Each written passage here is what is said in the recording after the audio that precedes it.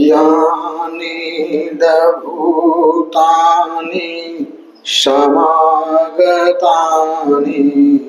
भूमानिवाया निवान्तलेखे तथागतं देव मनोसपूजितं बुद्धं नमामि शुभति होतु। यानि दभूतानि समागतानि भूमानिवाय निवान्तलेखे तथागतं देव मनोसपूजितं धम्मं नमामि शुभति होतु। यानि दभूतानि समागतानि भूमानिवाय निवान्तलेखे तथागतं देव मनोसपूजितं संघं नमामि शुभति होतु।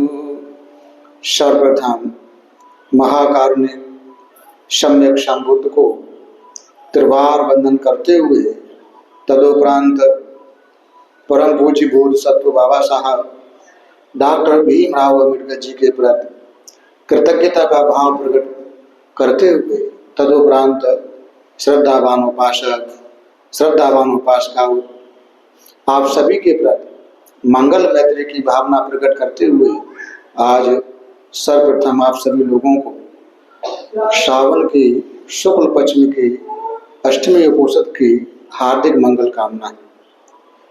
उपोषद का पालन अनंत कल्याणकारी होता है।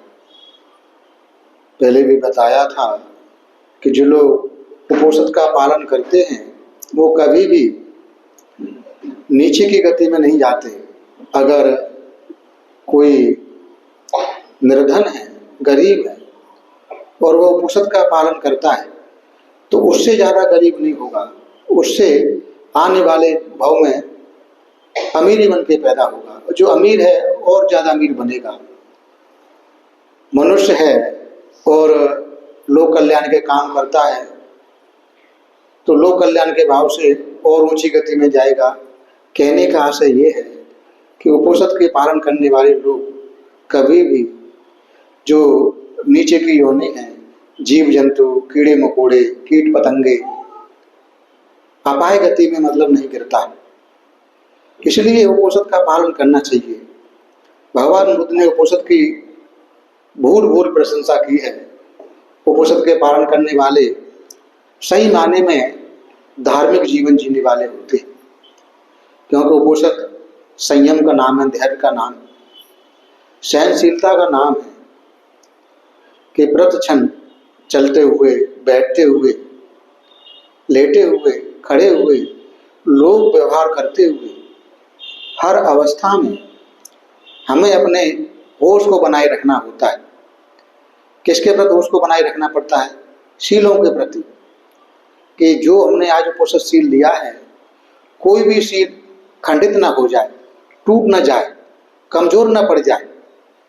तो इतना होश रखना पड़ता है, हर क्षण होश रखना पड़ता है। तो उपोषद का पालन करने वाला अगर गंभीरता पूर्वक पालन करता है तो एक तरह का ध्यान करता है, साधना करता है। जैसे कोई ध्यान करता है, साधना करता है तो वह होश रखता है आने वाली सांस पर, पूरा होश रखता है कि सांस आ रही है, जाने वाली सांस पर पूरा होश रखता है सांस जा रही है, दाहिने से आ रही है कि बाएं से आ रही है, इस प्रकार पूरा होश बनाए रखता है। आने वाली सांस हल्की है कि भारी है, छोटी है कि बड़ी है, गंभीरतापूर्वक जानता है, समझता है। सांस आ रही है और जा रही है, कहाँ स्पर्श करती है, कहाँ नहीं स्पर्श करती है, ठीक प्रकार से समझने का काम करता है।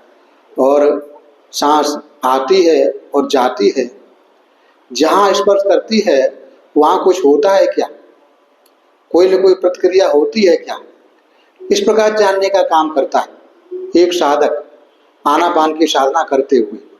इसी प्रकार जो उपोषद को पालन करने वाला है, जो उपोषद के शील ग्रहण करने वाले हैं, वो सजग रहता है अपने शीलों के प्रति कि मेरे द्वारा जो कुछ भी बोला जा रहा है क्या वो सम्यक है, कहीं मूसावादा तो नहीं हो रहा, कहीं निंदा चुगली तो नहीं हो रही, कहीं विरक्ति बकबक तो नहीं हो रही, कहीं कटु वचन तो नहीं बोला जा रहा, किसी को गाली गलौज तो नहीं बोल दिया। वाणी के प्रति बहुत अच्छी तरह से सजग रहता है। ऐसे ही शरीर के कर्म के प्रति कि मेरे द्वारा जाने अनजाने में कोई प्राणी हिंसा तो नहीं हो रही, सजग रहता है। चाहे छोटा प्राणी हो, चलते हुए देखता है, बैठते हुए देखता है, उठते हुए देखता है, लेटे हुए देखता है, होश बनाए रखता है, कहीं कोई शील न टूट जाए, किसी प्राणी की जाने अनजाने में अहित न हो जाए, हिंसा न हो जाए। तो इस प्रकार होश पूर्वक जीवन जीता है शील का पालन करते हुए।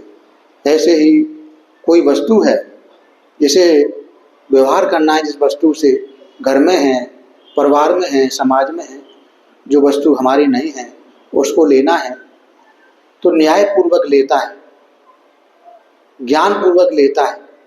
न्याय पूर्वक लेना कैसे है, ज्ञान पूर्वक लेना कैसे है कि जिस वस्तु की हमें आवश्यकता है तो बोल के लेता है, बता के लेता है, कह के लेता है, पूछ के लेता है, बगैर बोल के नहीं लेता, चोरी जैसा कर्म नहीं करता। इस प्रकार शरीर का होश बनाए रखता है। इसी प्रकार विवाहित लोग हैं तो वह पूरी तरह से ब्रह्मचर्य का पालन करते हैं, होश बनाए रखते हैं कि वाणी के माध्यम से भी हमारा शील न टूटे, वाणी के माध्यम से भी कोई ऐसी वाणी निकल जाए जो आसक्ति बढ़ाने वाली हो, तो होश बनाए रखता है। इसी प्रकार सभी प्रकार के जो नशे हैं उनके प्रति होश बनाए रखता है कि जो मैं सेवन कर रहे हैं कहीं इसमें नशा तो नहीं है, ये प्रमाद वाला तो नहीं है। सेवन करते हुए होश बनाए रखता है। इसी प्रकार भोजन को पकड़ते हुए, भोजन का समय पकड़ते हुए कि मेरा जो भोजन किया जा रहा है कि बेकार भोजन तो नहीं हो रहा, समय पे हो रहा है, बेकार भोजन नहीं करेंगे, सजग रहता है, नहीं सेवन करता है। सजग रहेगा तो सेवन नहीं करेगा। कोई रोग बीमारी है, आवश्यकता है, शरीर की आवश्यकता है रोग बीमारी के हिसाब से, तो भी सेवन करता है तो देखता है कि शरीर की रक्षा हो, शरीर की रक्षा हो तो तरल पदार्थ सेवन करता है। जो ठोस है उसको भी तरल में बदलता है, मुंह से चबाने वाले वस्तुओं का त्याग करता है, पीने वाली वस्तुओं का सेवन करता है, सजग रहता है कि मेरे द्वारा बेकार भोजन न हो जाए। इसी प्रकार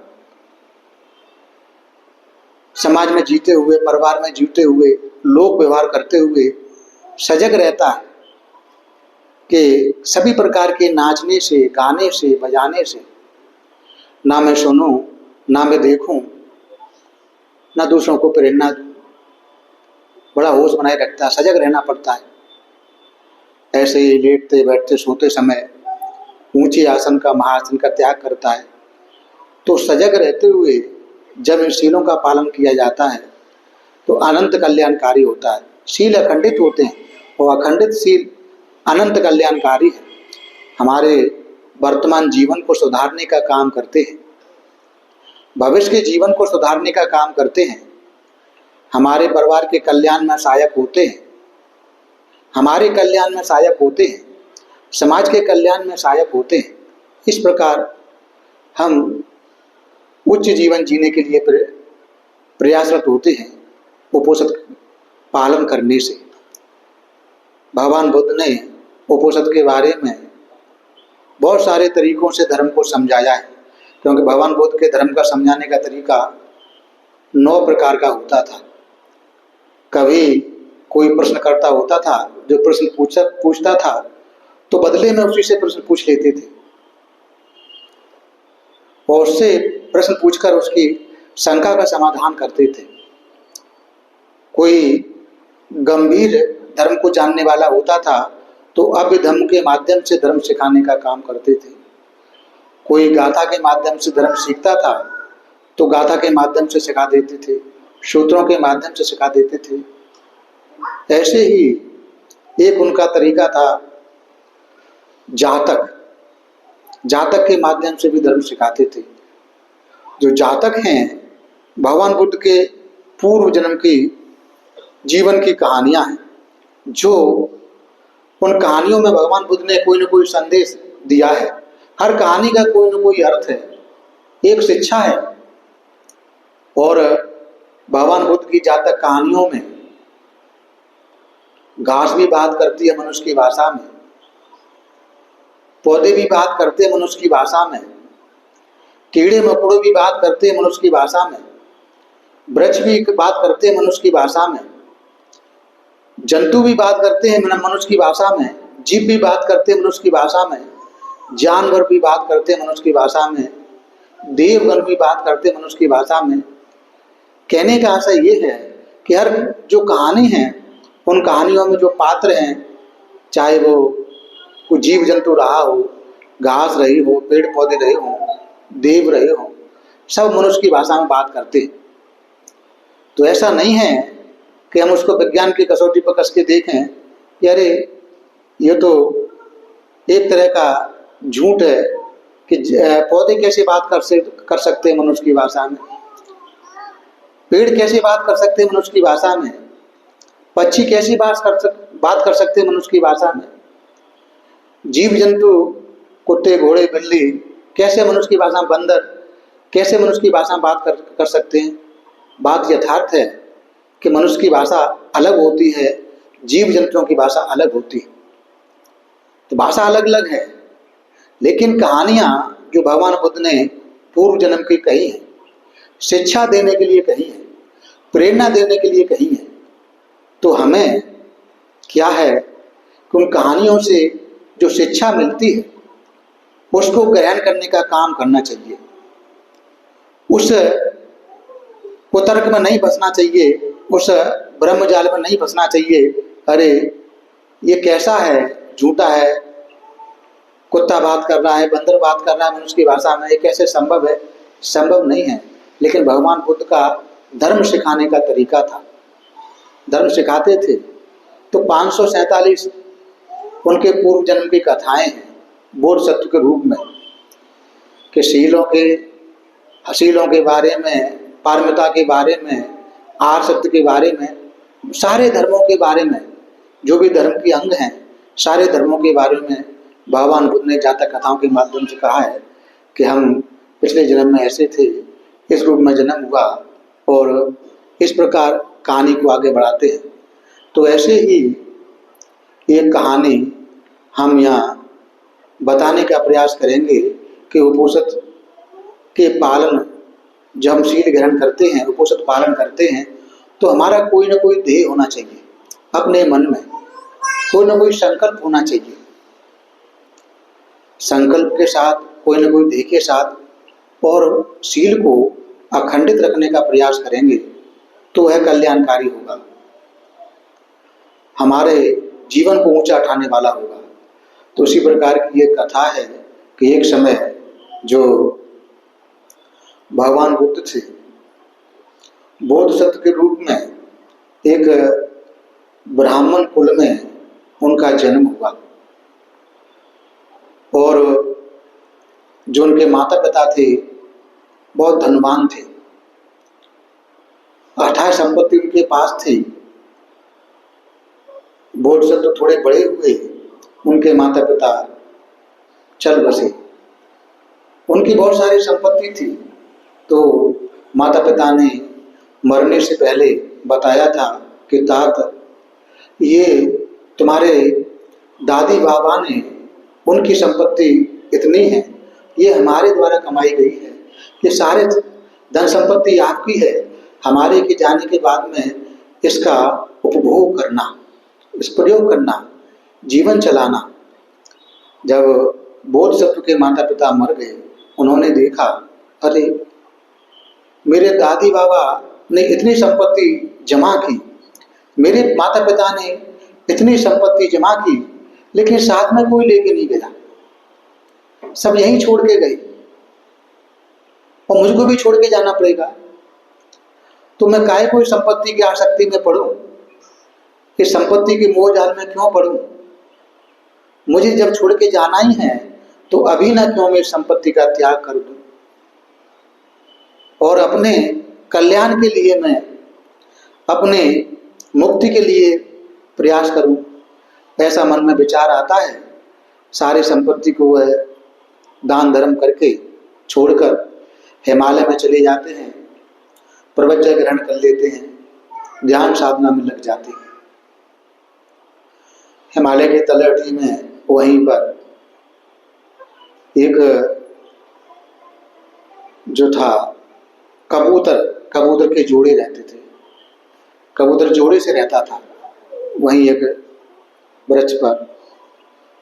वहीं नीचे की तरफ, जंगल की तरफ एक भालू निवास करता था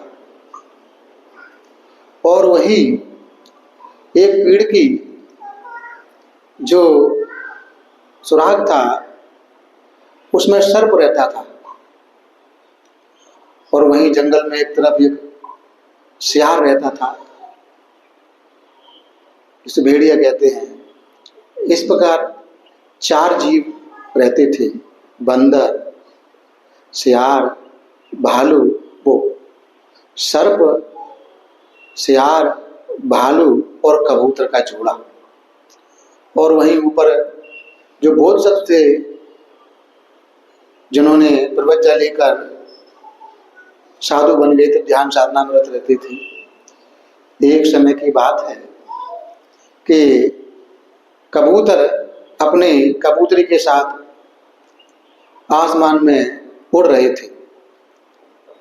एक बाज उनको उड़ते देखता है और उड़ते हुए झपट्टा मार लेता है और कबूतरी को शिकार बना लेता है। कबूतरी को लेकर उड़ता है बाज, कबूतर उसका पीछा करता है। पीछा करते करते वो बाज है, उड़ते ही उस कबूतरी को मार देता है। कबूतरी को मार देता है। उड़ते उड़ते जो कबूतर है थक गया और अरे, मैं राग के रंजित होकर, जब कबूतरी मर जाती है दुखी होता है, विलाप करता है और सोचता है, अरे ये मुझे दुख क्यों है, ये मुझे पीड़ा क्यों है, किस कारण से है? तो समझ में आता है उसे, अरे मेरे राग के कारण से है, अति राग के कारण से है। अगर मेरा कबूतरी में इतनी आसक्ति ना होती तो मेरा जो दुख है इतना गहरा ना होता। मुझे राग का शमन करना है, इस राग का मुझे नाश करना है। और इस प्रकार का मन में भाव लेके वह जो कबूतर है आश्रम पे पहुंचता है, वो सतुके पे, और संकल्प करता है कि जब तक मैं इस राग का शमन नहीं कर लूंगा तब तक मैं उपोषित व्रत धारण करने वाला बनूंगा। और उन बोधिसत्व से उपोषित का शील ग्रहण करता है, वहीं पड़ जाता है, कहीं नहीं जाता, वहीं उनके आश्रम में एक तरफ पड़ जाता है, कहीं जाना नहीं होता। उपोषित का पालन करता है अपने राग के शमन करने के लिए, राग का नाश करने के लिए। ऐसे ही जो सर्प होता है अपने बिल में था, उधर गांव के लोग हैं जो गायों को भैंसों को चराने के लिए जाते हैं, तो उनमें से उनका एक बैल था जो मंगल बैल के नाम से उसे बहुत लोग मानते थे। बड़ा ही भला जानवर था, गांव के सारे लोग उससे प्रेम करते थे। तो सभी जानवरों के बीच में वो भी मस्ती में इधर उधर सींग मारता है, खेलता है, खेलता कूदता है मिट्टी से, ऐसे खेलता कूदता है। सो खेलते कूदते समय उस बैल का पैर सर्प के बिल पर कहीं लग जाता है, पूंछ कहीं लग जाती है, छुप जाती है, तो सर्प को क्रोध आता है। क्रोध आने पर वह उस बैल को डस लेता है, बैल को डस लेता है, बैल मर जाता है। बैल के मरने पर उसे गांव में खबर भिजवाता है गाय बैल चराने वाला। गांव के सभी लोग आते हैं, रोते हैं, चिल्लाते हैं, इतना प्यारा बैल था, बड़ा प्रेम करते थे सभी लोग, गांव के लोग, मंगलकारी बैल था। तो उसके दुख में गांव के लोग रोते चिल्लाते हैं और रोते चिल्लाते हुए उसको दफना कर दुखी मन से चले जाते। सर्प ये सब देखता है। सर्प के मन में एक भाव जागता है, अरे मेरे क्रोध के कारण मैंने इतने लोगों को दुख देने का काम किया, अगर मुझे क्रोध न होता, मैं उस बैल को न डसता तो बैल नहीं मरता, बैल नहीं मरता तो इतने लोग दुखी नहीं होते। तो मेरा क्रोध बड़ा भयानक है, ये क्रोध मेरे को मेरा नाश करने वाला है। जब तक मैं इस क्रोध का शमन नहीं कर लूंगा, नाश नहीं कर लूंगा, तब तक मैं उपोषद का पालन करूंगा। और वह भी बोधसत्व के आश्रम में जाता है, उनसे उपोषद शील ग्रहण करता है, वहीं पड़ जाता है एक साइड में, एक किनारे पर। इसी प्रकार जो एक भालू होता है, जंगल में रहने वाला जीव, उसके मन में विचार आता है कि मैं चलो बस्ती की तरफ जाता हूँ, बस्ती की तरफ कुछ नया खाने का प्रयास करूंगा, कुछ अलग खाने को मिलेगा। इस भाव से वह बस्ती की तरफ जाता है। वहाँ जो किसान लोग होते हैं, बच्चे लोग होते हैं, उस भालू को देख लेते हैं और भालू को मारने के लिए दौड़ते हैं। वो झाड़ी में छिपता है और लोग उसे लाठी से, डंडों से मारते हैं, पीटते हैं, डिलों से मारते हैं। किसी प्रकार जान बचाकर भालू वहां से भागता है, सारा लहूलुहान हो जाता है, शरीर में बहुत सारे घाव हो जाते हैं और किसी प्रकार जंगल में पहुंचता है जान बचाते हुए। और वह विचार करता है कि आज मुझे ये दुख मिला, किस कारण से मिला? मेरी जो अति इच्छा थी, इच्छाओं की अति इच्छा की वजह से मेरा खाना पीना यही था, कोई कमी नहीं थी, लेकिन अधिक नया कुछ खाने के चक्कर में, अति इच्छा, अति आसक्ति जगाने के चक्कर में आज मुझे इतना पिटना पड़ा, मेरा शरीर पूरा लहूलुहान है। तो जब तक मैं अति इच्छा का शमन नहीं कर लूंगा, शांत नहीं कर लूंगा, तब तक मैं दोबारा नहीं जाऊंगा, उपोषद ग्रहण करूंगा, खाना ग्रहण नहीं करूंगा। और वह भी बोधसत्व के आश्रम में जाकर उनसे शील लेकर वहीं पड़ जाता है। जो सियार था वह भी भोजन की तलाश में इधर से उधर जाता है। उसे एक बहुत बड़ा मृत हाथी दिखता है। हाथी दिखता है तो हाथी मरा हुआ था, तो उसे भोजन खाने के चक्कर में कहीं पूंछ में मुंह मारता है तो कोई उसे खाने को कोई जगह नहीं मिलती, झाड़ू जैसा लगता है। सूंड में मारता है तो दांत नहीं लगते, उसके दांतों से उसका कोई फर्क नहीं पड़ता। पेट में मारता है, कोई फर्क नहीं पड़ता, क्योंकि हाथी की त्वचा सख्त होती है, कई दिन से पड़ा हुआ था। तो जगह जगह मुंह मार के देखता है, कहीं भी उसका दांत हाथी की त्वचा पर नहीं लगते। ऐसे ही शरीर को, पूरे शरीर पर घूमते घूमते हाथी के पीछे के हिस्से में मुंह मारता है तो वहां उसे कुछ गुदगुदा गुदगुदा मालूम पड़ता है। तो ऐसे थोड़ा सा मुलायम मालूम पड़ता है तो मुंह मारता जाता है, मुंह मारता जाता है और इस प्रकार वो जगह बना लेता है और पीछे के रास्ते खाता खाता अंदर पहुंच जाता है। अंदर पहुंच जाता है, बहुत सारा खाने को था, उसके मन में ऐसा भाव जागता है, अरे यहाँ तो मेरे रहने के लिए जगह भी है, खाने के लिए पर्याप्त भोजन है, पीने के लिए भी यहाँ बहुत कुछ है, अब मैं कहीं नहीं जाऊंगा, यहीं रहूंगा। और वो कहीं नहीं जाता है, वहीं हाथी के पेट में ही खाता है, आराम करता है, वहीं से पी लेता है, वहीं रुकता है, वहीं सो जाता है।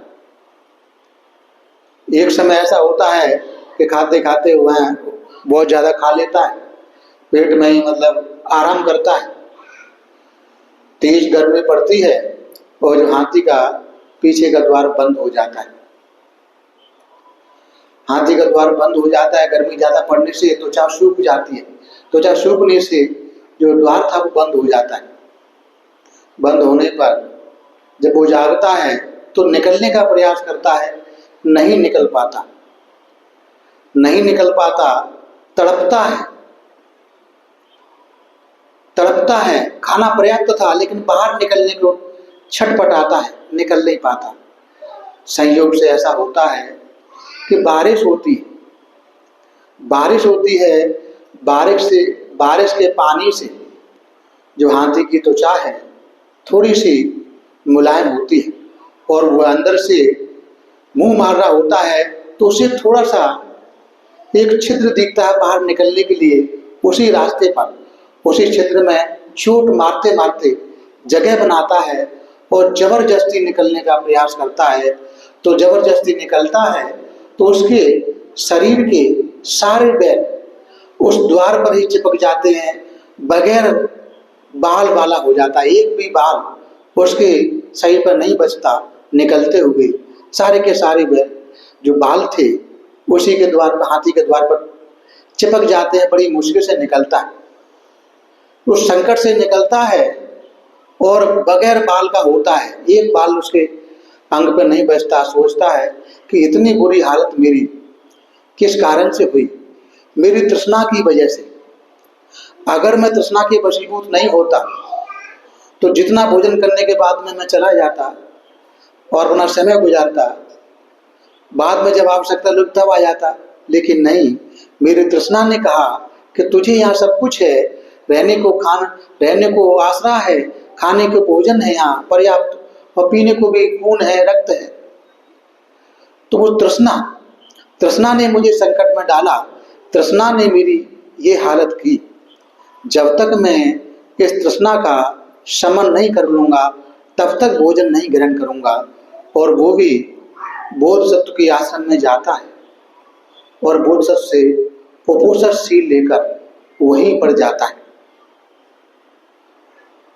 इस प्रकार जो हाथी, वो सियार, सर्प, भालू, कबूतर उपोषण का पालन करते हुए वहीं आश्रम के नीचे की साइड में पड़ जाते हैं, कहीं नहीं जाते। उस समय प्रत्येक बुद्ध ने देखा कि जो बोधसत्व नाम के जो यहाँ ध्यान साधना कर रहे हैं ये बोधसत्व हैं, ये भविष्य में बुद्ध बनेंगे, ये सिद्धार्थ गौतम के नाम से बुद्ध होंगे, लेकिन इन्हें अहंकार है, अहंकार के वशीभूत वो सत्य को नहीं जान पा रहे हैं। तो उन्हें सत्य का ज्ञान कराना चाहिए। इस भाव से जो प्रत्येक बुद्ध हैं वो आते हैं और जो स्थान बोधसत्व को बैठने का होता है, ध्यान साधना करने का, उस आसन पर बैठ जाते हैं। उस आसन पर बैठ जाते हैं तो अंदर से बोधसत्व देखते हैं और चिल्लाते। उन्हें जाति का अहंकार था और कहते, हे वृषल, तू यहाँ कैसे बैठा है, मेरी जगह कैसे बैठा है, तू अछूत है, वृषल है, मैं ब्राह्मण हूं, और तुझे मेरे स्थान को अपवित्र करता है, तेरी कैसे हिम्मत हुई, तुझे डर क्यों नहीं लगा। इस प्रकार का बोधसत्व उससे भाषण करते। तब प्रत्येक बुद्ध कहते हैं कि तुम क्यों अहंकार करते हो, किस बात का अहंकार पाले हुए हो। अरे तुम भविष्य में बुद्ध बनोगे, उस अहंकार का नाश करो। तुम्हारी जो माता हैं वो महामाया होंगी, तुम्हारे पिता श्रद्धा वो शुद्धोधन होंगे। तुम बोध गया में ज्ञान प्राप्त करोगे, बोधि वृक्ष के नीचे धम्मचक्र प्रवर्तन करोगे और अहंकार पाले बैठे हो। तुम्हारा ये कुल होगा, ये जाति होगी, यहाँ जन्म लोगे। इस प्रकार वो सब सारी बात बताते हैं। इस जाति का अहंकार उसे त्याग करो। बोध सत्य होते हैं, गुस्से में नहीं सुनते हैं, वो कुछ भी नहीं सुनते हैं। उसे प्रत्येक बुद्ध जी को वह कठोर वाणी बोलते हैं। पर वो जो प्रत्येक बुद्ध बोलते हैं कि देखो तुम्हारी जाति के अहंकार में बल है कि मेरे अहंकार में बल है, सिद्ध करके दिखाओ कि कैसे सिद्ध करना है। उसी समय जो प्रत्येक बुद्ध थे उस आसन से उठकर आकाश के रास्ते चले जाते और चले जाते हैं। तब जो बोध सत्व सोचते हैं, अरे ये तो वास्तव में रुद्धिमान थे, रुई की तरह उड़ के चले गए। मनुष्य का इतना भारी शरीर को आसमान के रास्ते ले गए और मैं अपनी जाति अहंकार में बना रहा। मुझे कोई भी रिद्धि सिद्धि प्राप्त नहीं हुई और उन्होंने मेरे कुल को बता दिया, मेरा नाम बता दिया, पूरा बता दिया और मैं उनको पूछ नहीं पाया कब होने वाला है, कब नहीं होने वाला है। इस जाति के अहंकार ने मेरा नाश कर डाला। इस जाति के अहंकार के कारण मैं अपने कल्याण की बात भी उनसे नहीं सुन पाया। जिनसे मेरा कल्याण होना था, मेरा कब जन्म होगा, कहाँ जन्म होगा, सारी बातें बताई उन्होंने। लेकिन मैं अपने जाति के घमंड में उनको हल्का लेता रहा और मैंने अपना अनर्थ कर लिया। जब तक मैं इस अहंकार का शमन नहीं कर लूंगा तब तक उपनिषद का पालन करूंगा। इस प्रकार वो भी उपनिषदधारी हो जाते हैं, वो भी एक तरफ पड़ जाते हैं। तब वो नीचे को आते हैं, चारों लोग बैठे हैं, उपनिषद का पालन करते हुए वो भी बैठे हैं। तो उपनिषद के बारे में जब ठीक प्रकार से पालन करते हैं, अखंड रूप से पालन करते हैं, सभी लोग अपने जो मनोवांछित फल थे, जैसा उन्होंने चाहा था कि मुझे क्रोध का दमन करना है, मुझे तृष्णा का दमन करना है, मुझे आसक्ति का दमन करना है, मुझे राग का दमन करना है, मुझे अहंकार का दमन करना है। यही मनुष्य के शत्रु होते हैं और दमन करने के बाद में शरीर छोड़कर अनंत देवलोक में जन्म ग्रहण करते हैं। तो भगवान बुद्ध बताते हैं कि उस समय जो उपनिषद के पालन करने से इन लोगों ने अपने दुश्मनों का दमन किया और कल्याण के रास्ते खोले। तो उस समय जो सर्प थे वो सारिपुत्र थे, भालू थे वो मोगलायन थे, और भेड़िए थे, सियार थे वो अनिरुद्ध थे, और सर्प, भालू, भेड़िए, कबूतर थे वो महाकश्यप थे, वो आनंद थे, और वो जो तपस्वी था वो मैं स्वयं था। ऐसा भगवान बुद्ध ने उस समय उपासक उपासिकाओं को सुनाया था उपनिषद वाले दिन कि उपनिषद का पालन करना अच्छा है।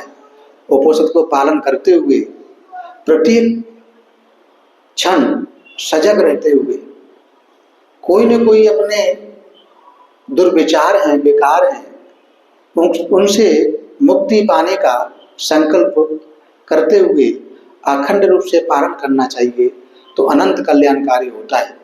आप सभी लोगों ने आज बहुत ही श्रद्धा भाव से प्रत्येक उपनिषद वाले दिन उपनिषद ग्रहण करते हैं, उपनिषद ग्रहण करते हैं और मैत्री भोज करते हैं, पूजा वंदना लेते हैं, बहुत सारे पुण्य संचय करते हैं। ये सभी पुण्य के बढ़ाने वाले हैं और उपोषद का पालन तो निश्चय से अनंत कल्याणकारी होता है, क्योंकि भगवान बुद्ध ने कहा है चक्रवर्ती राजा की संपत्ति 16 में जो 16 मतलब 16 हिस्से के बराबर नहीं होती एक उपोषदधारी के। एक उपोषदधारी का इतनी संपत्ति होती है कि वो 16 हिस्से के बराबर चक्रवर्ती राजा की संपत्ति नहीं है। इतना बड़ा उपोषद का फल होता है। तो उपोषद को ठीक प्रकार से पालन करते हुए आप सभी लोग अपना मंगल साधें, अपने परिवार का मंगल साधें, समाज के मंगल में अपनी भूमिका निभाएं, अपने वर्तमान को अच्छा बनाने का काम करें, भविष्य को अच्छा बनाने का काम करें और जीवन की सभी प्रकार की इच्छाएं आप लोगों की पूरी हों, सारे प्रकार के दुखों से मुक्त रहें, सारे प्रकार की संपत्तियों को प्राप्त हो, सभी निरोगी हों, ऐसी कामना करते हैं और अपनी वाणी को विराम देते हैं। सबका भला हो, सबका मंगल हो, सबका कल्याण हो। भवतु सब मंगलम, भवतु सब मंगलम, भवतु सब मंगलम।